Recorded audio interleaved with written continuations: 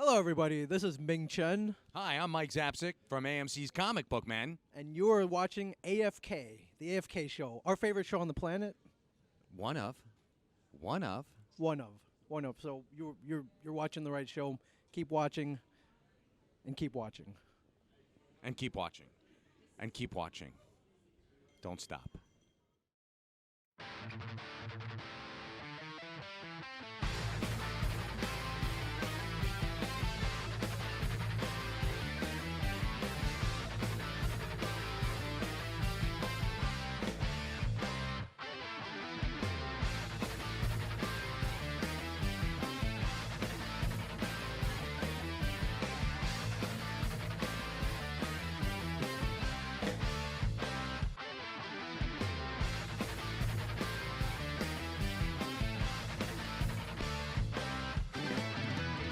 Now, for those of you who don't know me, I have the honor of introducing a set of siblings who are beyond fabulous. My name is Sharon Melton. I'm actually the co-anchor for ABC 13 here in Houston in the mornings. So if you're up at 4:30, or as we call crack 30 sometimes, then you'll see me, okay? I am so proud and honored to introduce the two people who will be coming up here because not only, as I said in another panel, I am a geek and I'm a nerd, and I am very proud of it. Because we rule the world. We rule the world. That's just how it is. But enough about that. You've been waiting patiently. Some of you may have seen John yesterday just bring on a fabulous presentation. Wasn't that fun? That was fun? Well, it's going to be doubled because he's got his sister in tow. Trust me. You know, the two of them by themselves, they are a dynamic duo by themselves. But you put them together, it's like dynamite has exploded by 100%. Because they are fun, they are talkative, they're exciting, they are the bomb. Okay, I'm sorry. They're the bomb. How about that? Okay? Okay. Oh, please. Y'all ate. Y'all are awake. Come on now. They need to hear your love. Bring it. Bring it over here. They need to hear your love. How do you feel about them? Okay, they were pretty good. What about you over here? How do you feel about them? Excuse me, I think they just beat you. Just saying. All right, enough about that. Let's bring them up. We got John. We got Carole. These are the Barrowman. They're here. They're here. Bless you. Bless you. Carole. John, where are you? Is he making an entrance? Enough said. I'm out.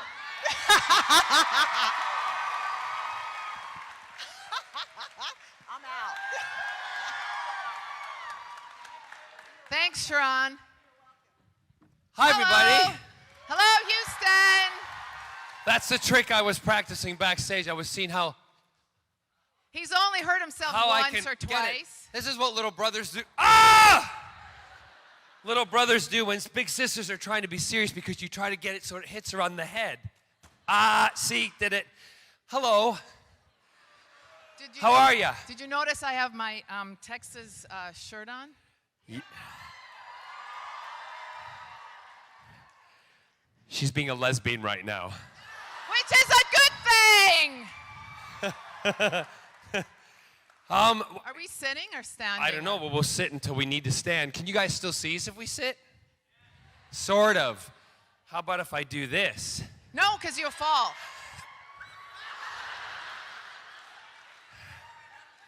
We were backstage there for a few minutes, and he's messing around backstage on a chair, and I said, if you fall, I'm not coming to visit you in the hospital. That's what our mother used to That's always what our mother say used to to us. say to us. She would say, So, I mean, how we usually run this again? You guys let's have questions? have Pepe. Is it Oh. Pepe? I think. Put up the picture, the first picture we brought, if you would, please. Oh, I know. Say- That's me in the dress. Oh, where is it? Where's it going? He's gonna bring. There's the first one. Bring up the second one, because that one we need to. Is my That was favorite. the first day that we were getting ready to go on to. Was that the QE2?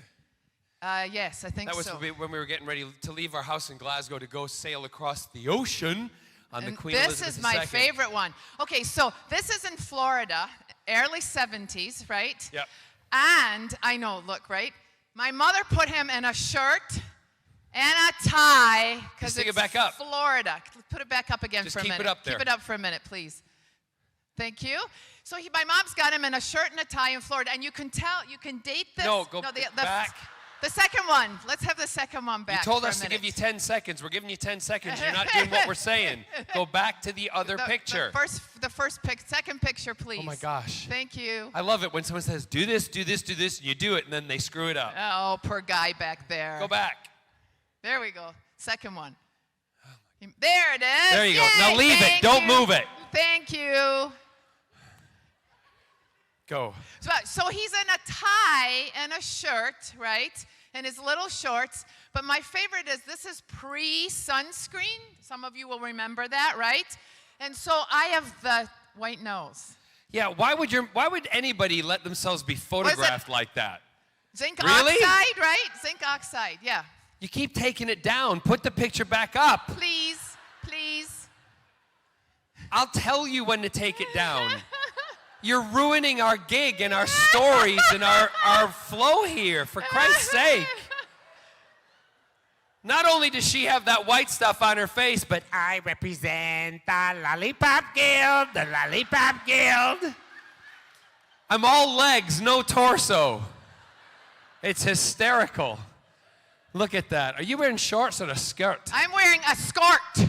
A skirt. A skirt. Do you remember skirts? Excellent. Yes, yes, yes, yes. Now you can go to the one of us as adults. Yay! Yay! Yay! Yay! Yeah, he's going to put it up. You know what? Let's just Reenact it. We reenacted the back one. There you go. There That's it is. That's how it normally is. So we'll go right to questions and Thank everything you. for you guys. So if you want to line up again, there's the microphone over that way. Take your time. Don't rush. Don't knock anybody down. Be civil. Yep. And It's I want a you all, I want you all Sunday. to do a supermodel walk when you do it. Ready? Supermodel. Everybody go. Everybody, supermodel, go. Nice, Uhura. Oh, there's two Uhuras. Fantasy come true. Double whores. Oh. We'll just go right with the questions. Yes. Hi, my first question's for Carole. Honey, pull that microphone down in front of you. Pretend it's me. There you go. For Carole. She might rather pretend it's me. Oh, no, there's something wrong about that. And even as a gay man, there's something wrong about that. Yes. Yes. So, as a fellow older sister, younger brothers never really stop being little brothers. So what's it like working with your little brother? It is awful. Awful, awful. He is absolutely no fun. I have to keep trying to do things just to get a laugh. It's a nightmare. What can I say? It's a lot of fun. It's really a lot of fun. And it is probably, and we've said this before, it's probably one of the great joys. This is going to be my serious answer. She's gonna cry. Oh my God.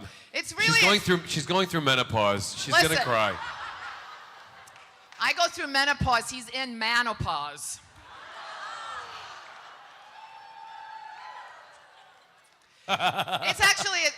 It's a lot of fun. We have found that it's kept both of us a little bit younger because we've always been about 15 in our heads. Occasionally he's 5. But we've both been young kids, and these projects have really kept us young and laughing at each other, with each other. There's times when we're in the car together and we're working, and most of the stuff that we do, it either happens, for instance, tomorrow night when we're flying back, my mother doesn't know this, so don't post this on YouTube, please. Yeah, no, it's a secret. This is a secret. We're flying back and we're surprising my mom that Carole's coming back with me. So on the plane, what we're going to do is plan a bunch of stuff, and we'll talk about things in the future about, we're talking about graphic novels, we're talking about books, we're talking about all sorts of stuff. We'll do that. But in the middle of it, we'll end up saying something to each other or laughing hysterically and guffawing for like an hour, crying and not able. And then we're like, we were supposed to get work done. We couldn't because we were just laughing. And people on the plane are like that. Oh, yeah. Those two are loonies. We were driving one time to a signing up in Manchester, and we actually had to pull the car over because he was wetting his pants from laughing so hard. And I was laughing so hard, and I was trying, that I kept trying to say, you are not staying straight in the road, get off the road, get off the road. And we literally were on the side of the road laughing, just hysterically laughing. I might also say she was wetting herself too, but not because she was laughing, because she had three kids. Oh, come on! She's had it all fixed now. I will have you know, I've had that fixed. You've had it fixed. Yes, with a part of a pig, so now you really oink oink. He is so bad. She's my big sister. I can rib her. Ow!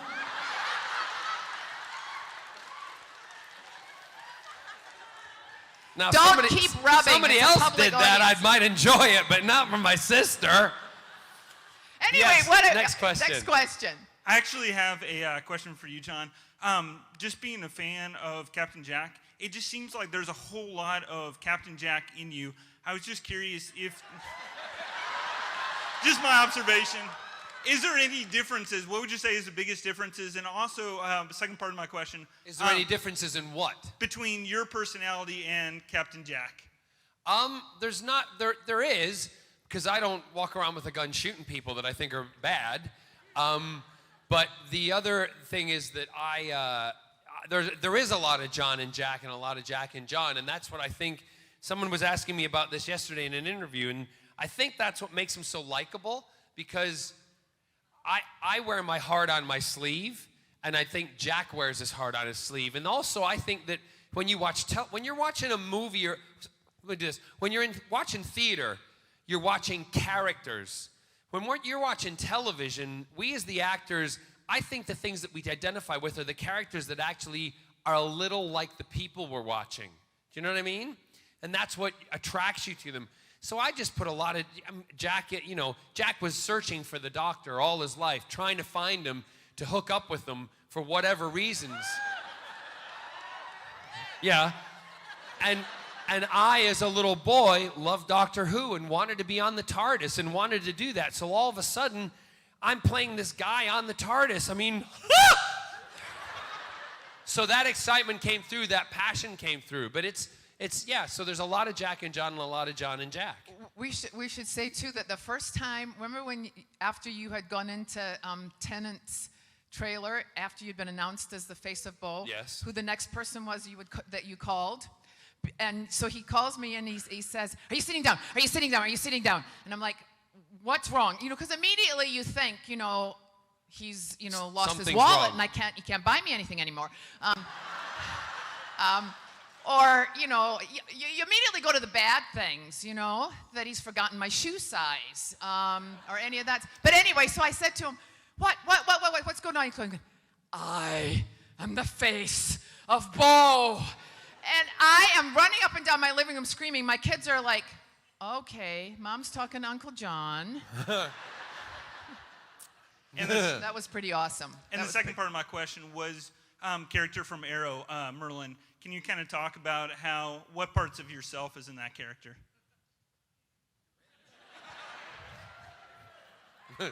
I'm not saying that. Someone down here went, you're rich.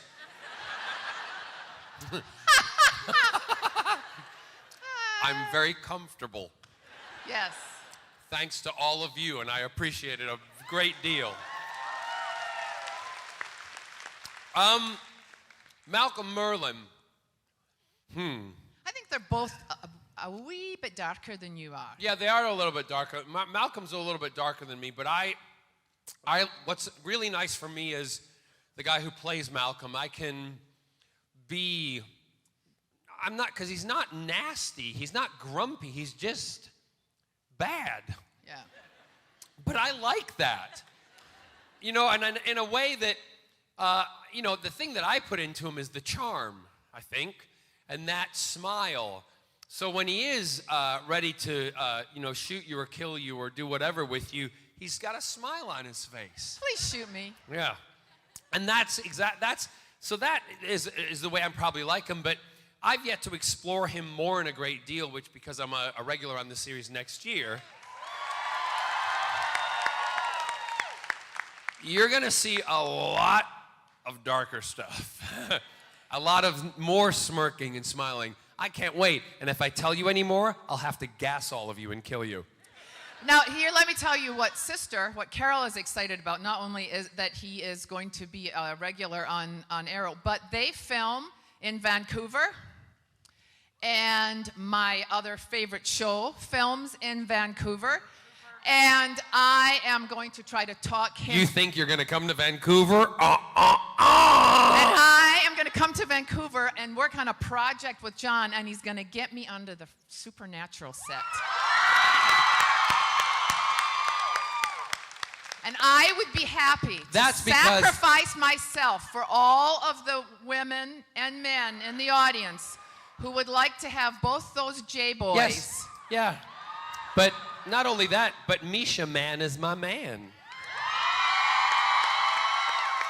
And you can't have him. He's my man. He's my man. He's my Misha man. He's my man. He's my man. But you know what?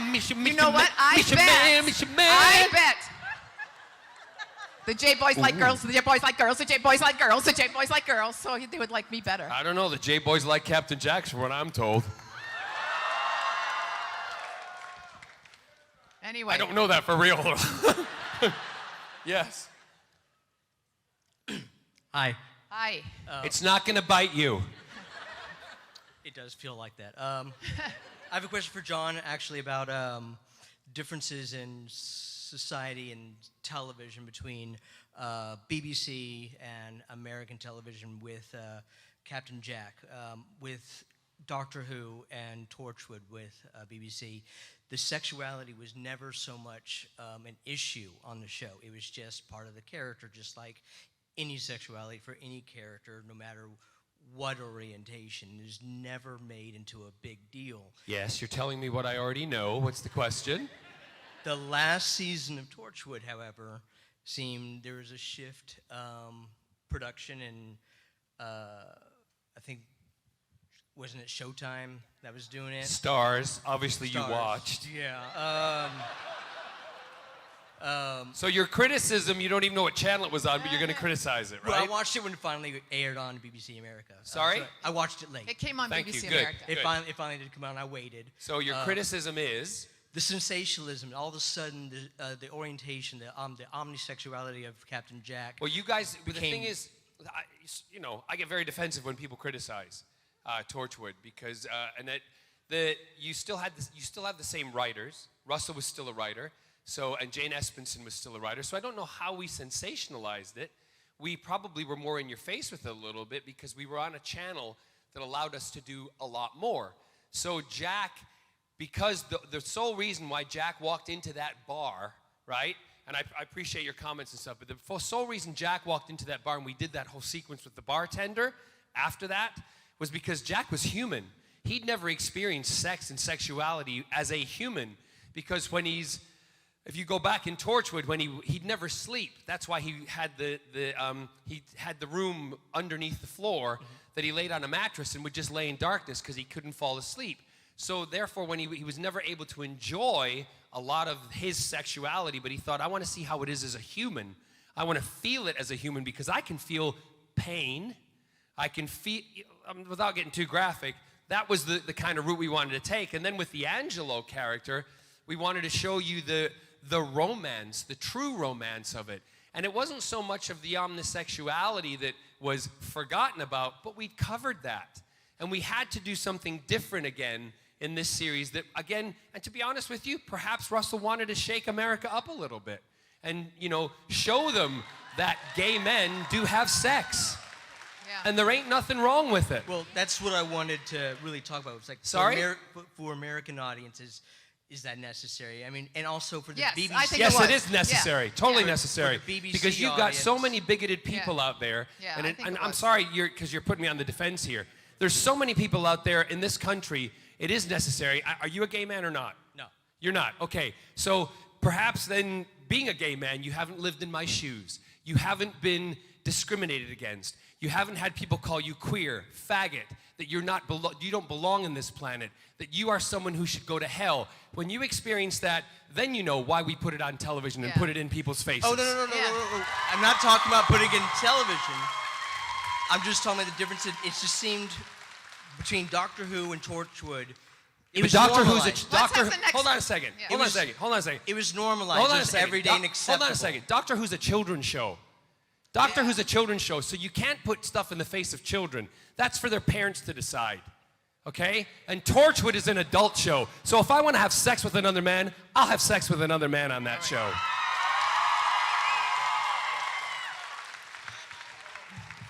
All right, let it go. Yeah. Next question, please. Pissing me off. All right, next question.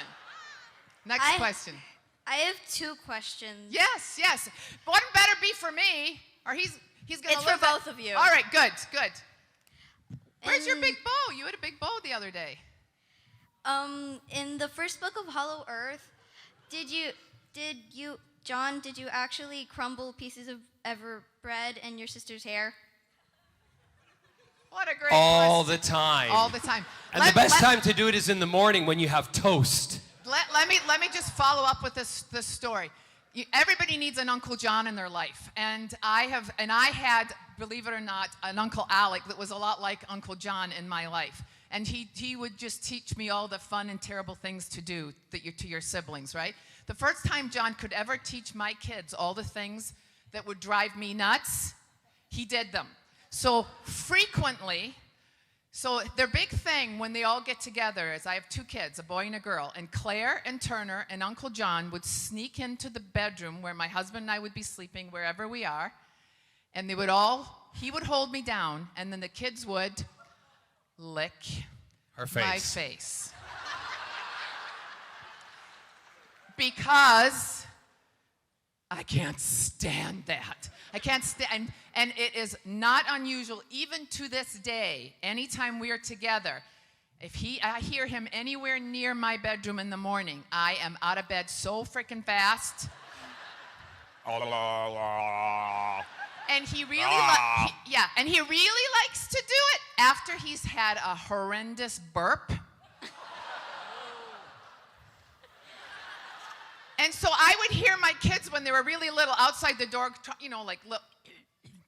trying to burp really bad so that when they came in, they'd be licking me all over my face. They thought that was hysterical. So when we were writing Hollow Earth, we really did try to remember the kinds of things that brothers and sisters do that would be, and he's done lots of things Lots like of stuff. that. And I love still putting crumbs in her hair. Yes. And not telling her, especially when we're going to do television spots. Oh, yeah. Oh, yeah. Yeah. Oh, yeah. Or not telling me that I still have a tag from Marks and Spencer's on my shirt when we're going live on national TV. Yep. Yeah. I'm a good brother. Yeah. Thank you, sweetie. She had a quick second one. What was your other one? How do you guys write books together? Like, do you get together in person or write emails or?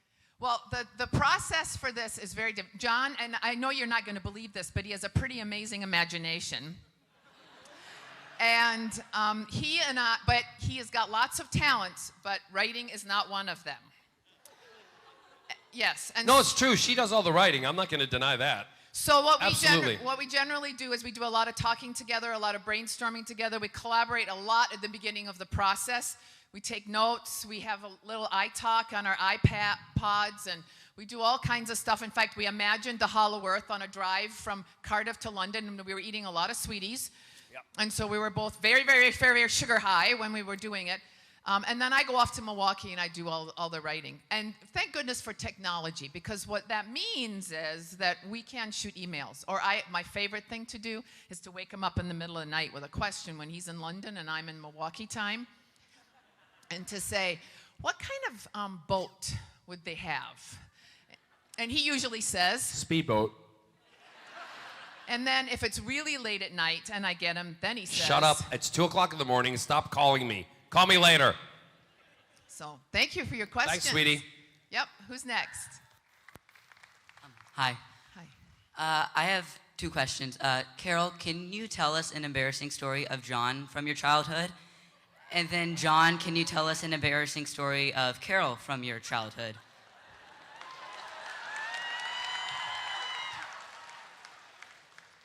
I don't know if this is so much embarrassing as true. He really was a nightmare child. And my parents have often said that if he had been first as opposed to me, because, you know, I was perfect, that if he had been first, there would not have been any more children. He never slept. He never slept, and he cried constantly. Now, of course, we know he was exercising his mouth. He cried. I mean, he really did. So I, being the entrepreneurial Scottish sister that I was, when my mom would make me take him out for a walk, I had a neighbor two houses down that I paid to walk him. So I would get him in the pram. I'd go down to her house, I'd give her, you know, a couple of, 10p or whatever, and she'd walk him. I'd wait there, reading a book. When she came back, I would take him, and my mom would think, oh, Carole, you were great taking him out for a minute. Give me just a few minutes rest from that screaming. Thank goodness, you're just the best daughter ever. In fact, you are such a good daughter that your entire life I owe you my sanity. I don't know what I would do. That wee John is a wee bastard. So he really was a really bad. There was also one time, we have another brother who is more normal than we are. And he and I, one time, actually stuffed John's face as a very young... No, that was my story. Oh. I'm now get to tell one about you. All right, go ahead, tell one about me. The other one, there's one when I was a little boy, and they were trying to shut me up. They were pushing me on a swing, and they would I'd be told to take me up to the swing park. And this is how she's the greatest daughter in the world, and, you know, and my mom says, oh, I'll do anything for you, all this stuff. She's a liar. Took me up to the swing park. They're pushing me, and I wouldn't stop crying. And I'm going, higher, higher, higher. And boy, she looked at Andrew, and Andrew looked at her, and they went, we'll give him higher. Boom, and I went, phew, and landed on my face, right? Blood. Okay? So what do these two do? Panic. What are we going to do? What are we going to do? And I'm like, you could hear me crying in France. Which you could hear normally anyway. So she goes back to the house with Andrew. They get back into the house, and they're like, what do we do? What do we do? What do we do? What do we do? She says, don't say anything. Put me in the closet with them. It's her fault. You didn't get that joke. Anyway, put me in the closet. Put me in the closet. So Andrew shuts her in the closet, and all of a sudden, Andrew can hear, like, crunching and crunching sounds and everything. And she came back out with me, sat down on the sofa with me, rocking me. And I'm going, my mom and dad come home, and my mom's like, is everything okay? And Carole says, yeah, everything's fine, Mum. Well, what's wrong with the baby? Why has he got blood in his mouth? Because look, he's been eating potato chips, and he's cut the inside of his mouth. And you know what's really funny is we never told my mom the truth about this story until she heard us doing it once. Somebody asked us, and he told us the story. My mom went, is that story true? And I'm like, yes! She ruined my mouth! So she crammed them with potato chips crushed up, then did this to me. So it looked like they were all jabbed inside my skin. Don't be so... Aw, poor guy. I was fine. I love salt and vinegar crisps anyway now. Just from that. Yes, yeah. thank you for the question. Next. What's your favorite pre-show, after-show, or behind-the-scenes moment from any television thing? Say that again.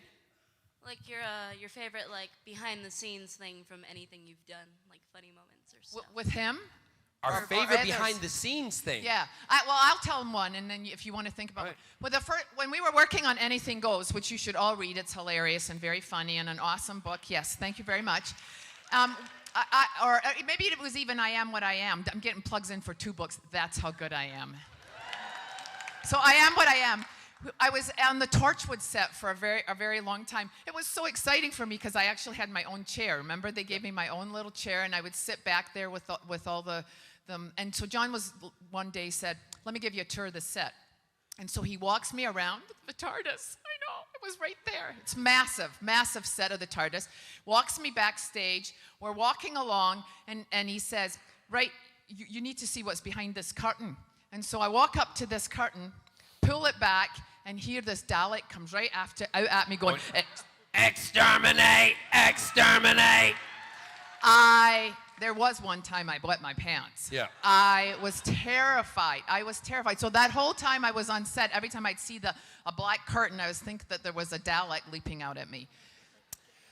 There's loads of favorite things I have from... How about the time Jack got pooped on?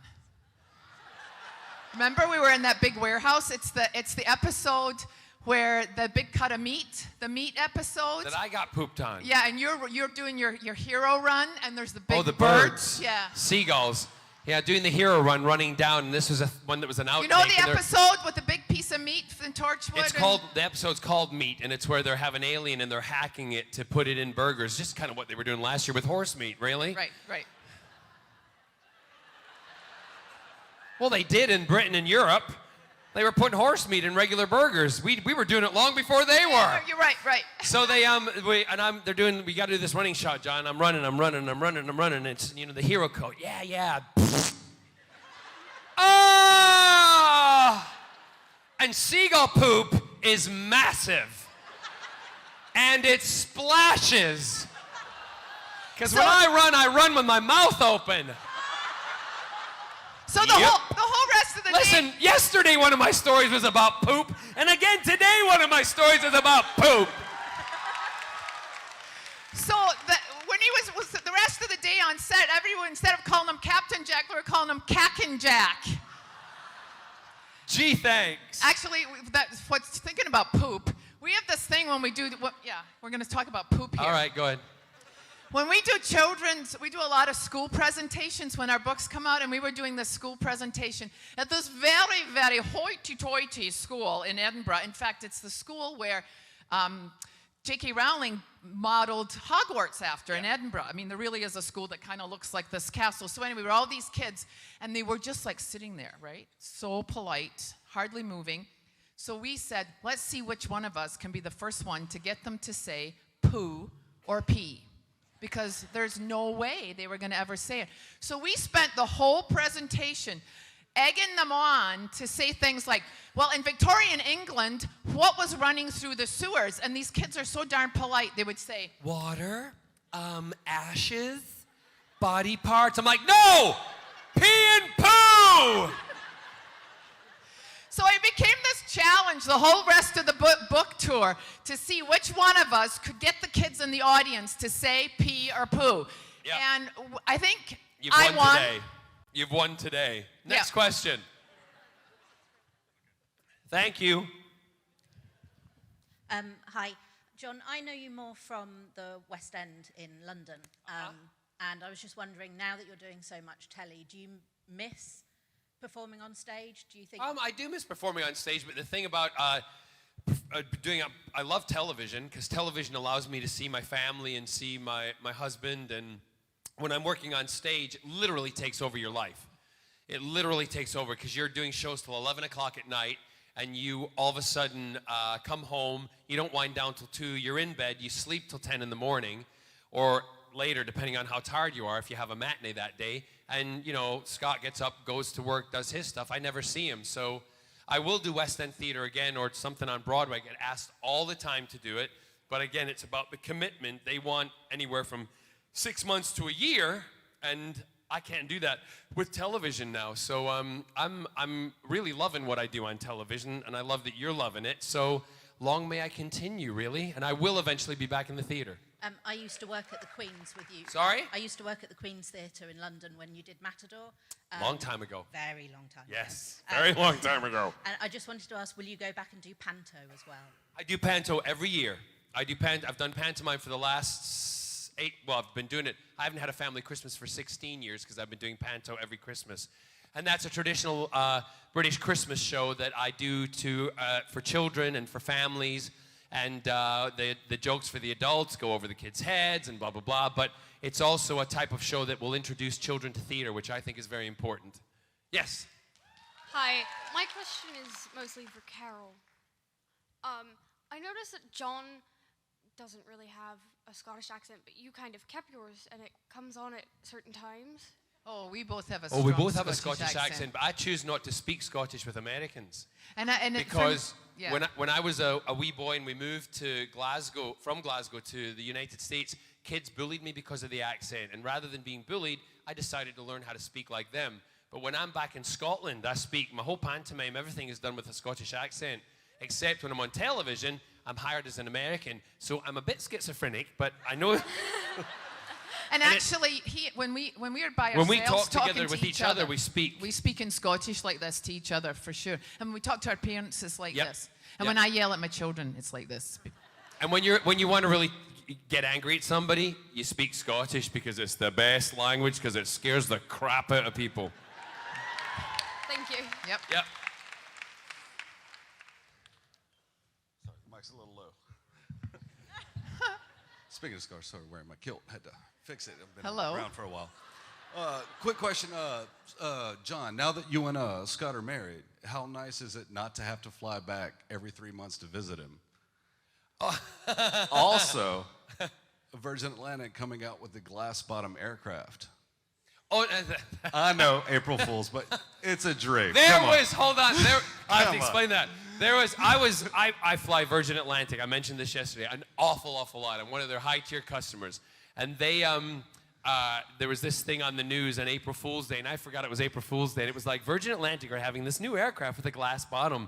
So you can see what you're flying over. I'm like, oh my God, that's so incredible. What do? I'm like, Scott, you'll never believe this. And I call them up, and I try to book a seat on it. Just thought it was funny. For the first flight, and I'm going, yes, it's John Barrowman here, da-da-da-da. And they're like, hello, Mr. Barrowman, what can I do for you? I'm right, I want 2 upper-class seats on the glass-bottom plane because I want to be able to see it as it takes off. And then when we fly over, I said, but one of the problems is when you're at 40,000 feet or 39,000 feet, how do you see through the clouds? They're like, Mr. Barrowman, it's a joke. Me, I'm like, I knew that. Bye-bye, bye-bye, bye-bye.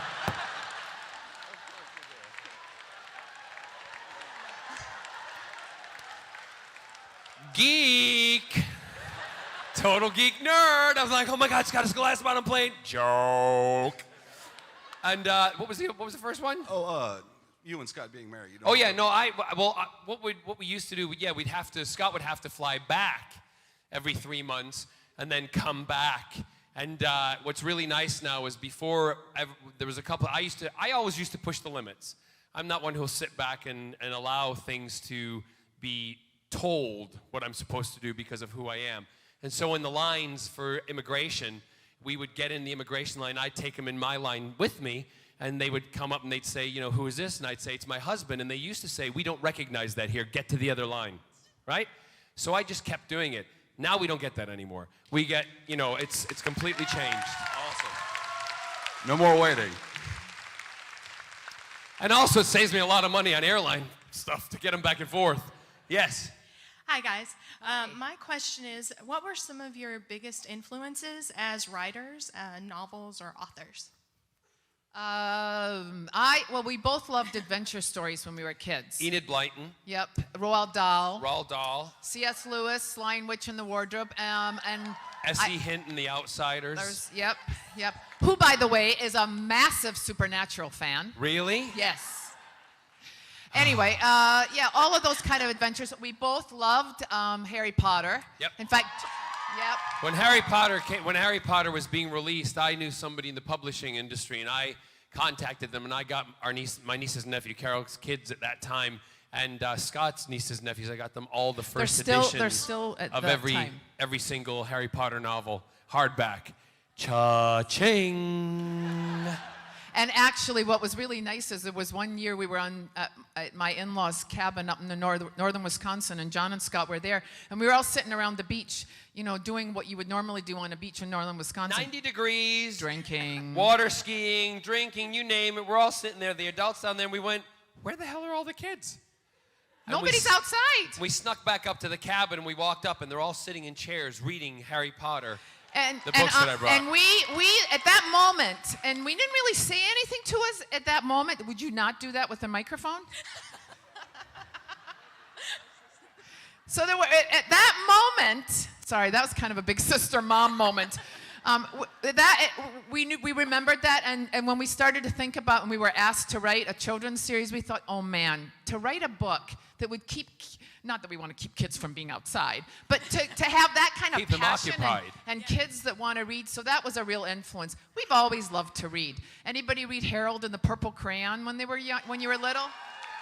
In a way, our series is sort of a grown-up version of that, because the brother and sister in our Hollow Earth series, when they draw, they can bring their drawings to life, and they can move in and out of art and paintings, and they get into all sorts of adventures because they can do that. And it's pretty much like... And they get monsters and everything. Yeah, it's people really get good. hurt. Yeah, great. And lots of beasts. motorboats and things and flying things. It's wonderful. Yes. Thank Yes. you.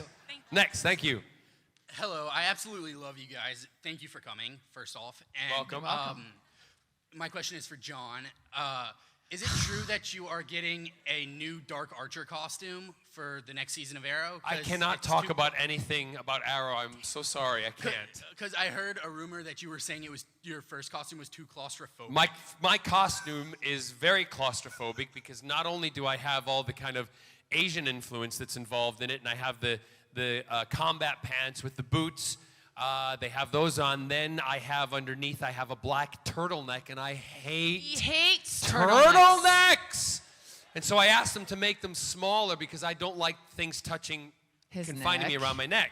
And then they were like, they have this other black jacket with the low collar, which again is up against the neck. Then the leather thing on the top with the quiver, the holder for the bows and the quiver and da-da-da-da. And then they put a hood on me. And not only did they put a hood on me, they put like a big ski gimp mask. When I say my lines, it sounds like this.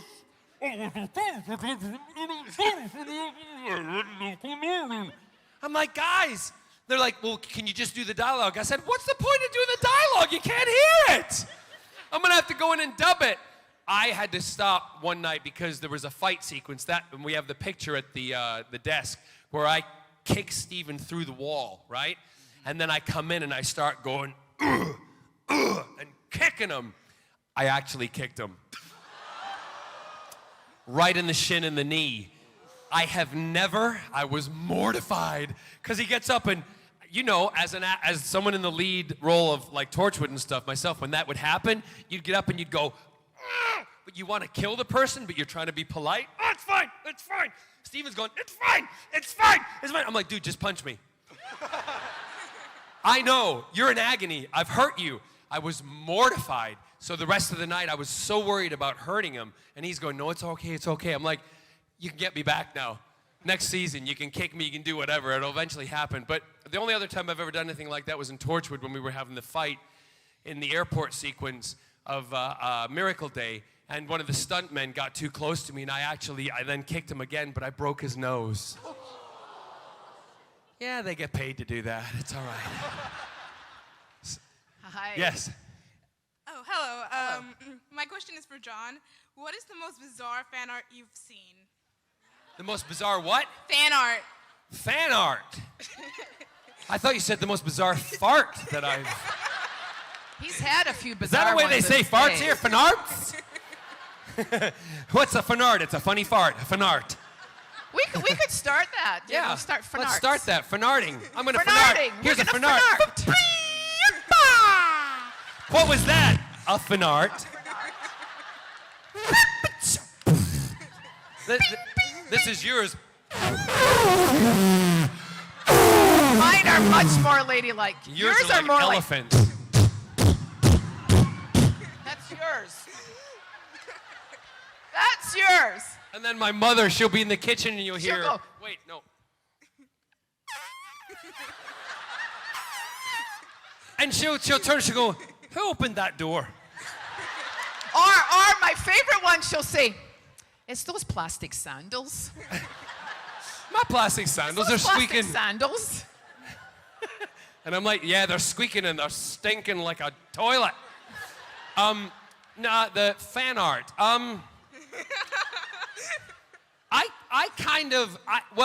Okay, yeah, I got one. I got one. And it's all I'll say is I accidentally fell upon them because we were looking online, just Googled David Tennant and myself online. Naked. OMG. Those photographs were so difficult to pose for, but they were fabulous. And I loved every minute of it. David, we had to give him a little bit of something to calm him down, but he was okay at the end of the day, but everything was fine. That's the weirdest fan art I have ever seen. Ever seen. Thank you. That's all I'm saying. Hi. Yes. Okay. Yeah, it's me again. Okay. So I have two questions for you. One, I've heard that you have like a Dalek from season 1. I do. Is that true? Do you like to play with it? Like. He likes to turn the lights off in his porch when you arrive, and then flips them on, and the Dalek stem is like right there in your face. It is. It's when it's in my front hallway in our house in Sully in Cardiff, and it literally. When you come in the front door, you walk into this kind of like a hallway, and the Dalek is right there. And at Halloween, I hide behind the door, and when kids come and they ding dong, and it's on a sensor so that it will exterminate if something moves in front of it, or it will also say other things that the guy who does the voice for the Daleks recorded for me. So when I open it up for the Halloween, it's ding dong, and I can hear the kids going, "Oh, it's John Barrowman's house. John Barrowman, he's gonna give us candy." And I'm going, "Exterminate!"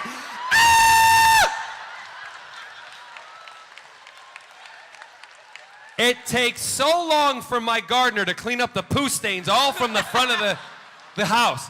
But then the best is when I have more adult parties, I put the Dalek, I have a long hallway that goes down the house, and you walk down the hallway, all the bedrooms on one side. I'm sure you can go online and see because there's a lot of pictures from my house and stuff. You walk down the hallway, past the bedrooms, a courtyard, and then you go down into the big room at the back, which is all glass that looks over the ocean. And when you walk down, if you're going to one of my parties, you have to go to the main room where all the party, and the bar and everything, da-da-da-da.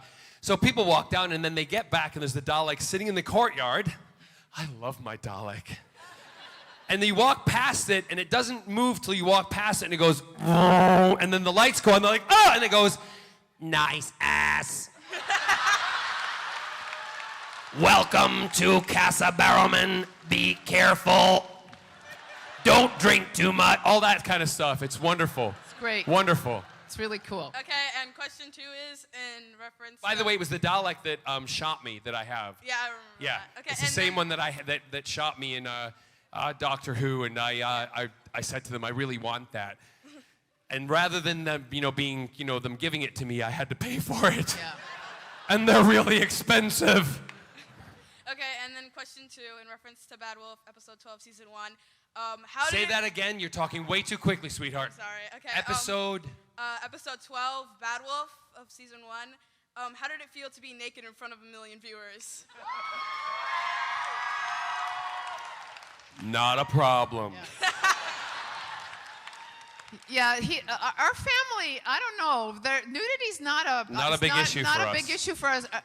Not that as a family we're all together at Thanksgiving naked. walking around naked. No. It's not That's like not what happens. No.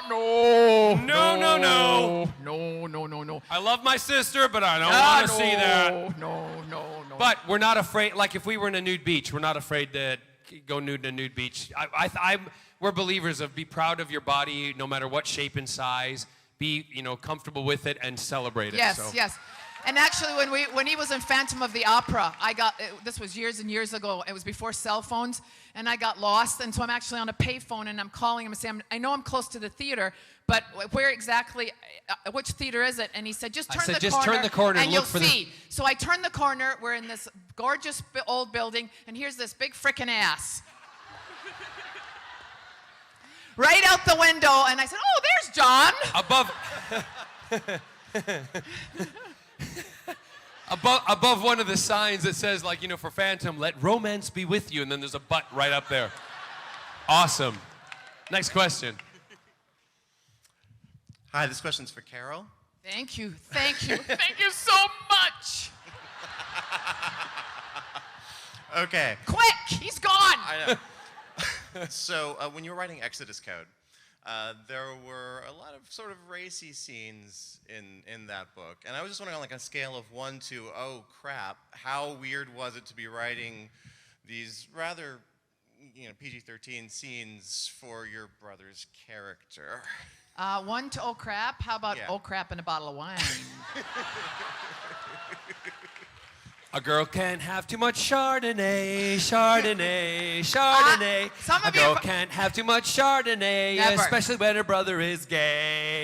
Da da da da da da da da da da da. Here's the thing. So that was probably because usually we don't have any problems talking about any of that stuff or writing about any of that stuff. But when we were doing Anything The Goes. hardest bit was Anything Goes, yeah. When Yeah, that was hard. That was a little harder, so to speak. And so what we did with this book now, and I'll do my best to tell this story, but I decided that I was going to watch some gay.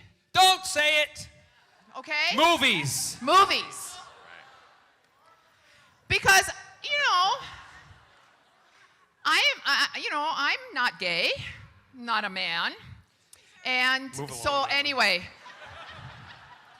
It was not.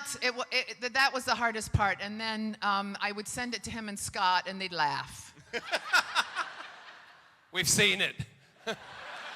The thing was because I try to be honest as possible with the book and telling the stories, and particularly about like my first kiss and the first romance that I had and the feelings that I felt and why I felt them, and I would say them I wouldn't say them to her face because we decided that they'd be what we call ew moments.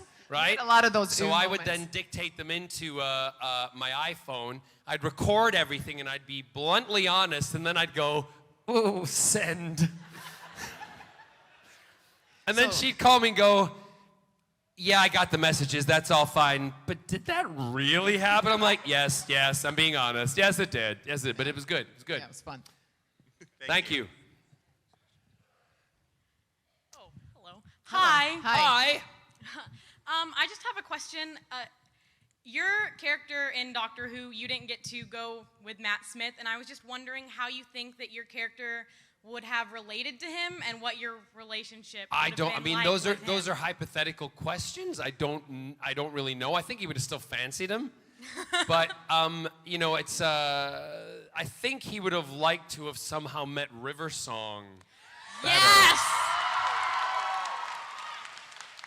And have that kind of dynamic because, very similar. And they would have, I think, kicked it off and hit it off very well.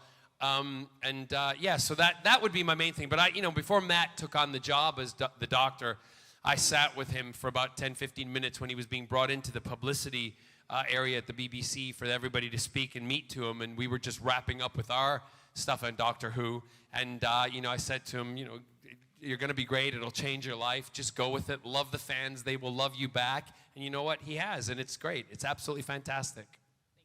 Yes. Let's see if we can get some fast ones in here before we have to finish up. Okay, great. We got time. I work for the Houston Public Library. Say it again. I work for the Houston Public Library. Love a librarian! And we would like to know, who do we talk to get you guys to come and do a reading? You just need to I would contact Carole, let her know what information. Go to my website. Through the website, and then we put it on to our agents and management, and then we'll Great. see. Thanks. Can't guarantee, but we'll see. You're welcome. Hello. Hello.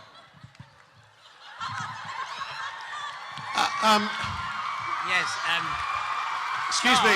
Can I ask a question? We'd just like to know Hey, when you hold were on a second. Some old men want to talk to me. They've got a question for me, I'm sure. Excuse me, the Barrowmans. We'd just like to know When are you getting off? the stage.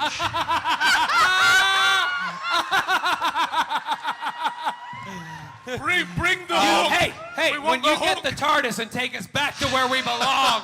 We can do that. We'll do that now. Drag him off the stage, guys. All right, I guess we need one We're or two done. more questions. Is that us? Are we really done? We're done. We're done. Are we I done? have a question. We're done, everybody. Thank you very much. Bye. I couldn't think of 3 nicer men to go off stage with. No kidding.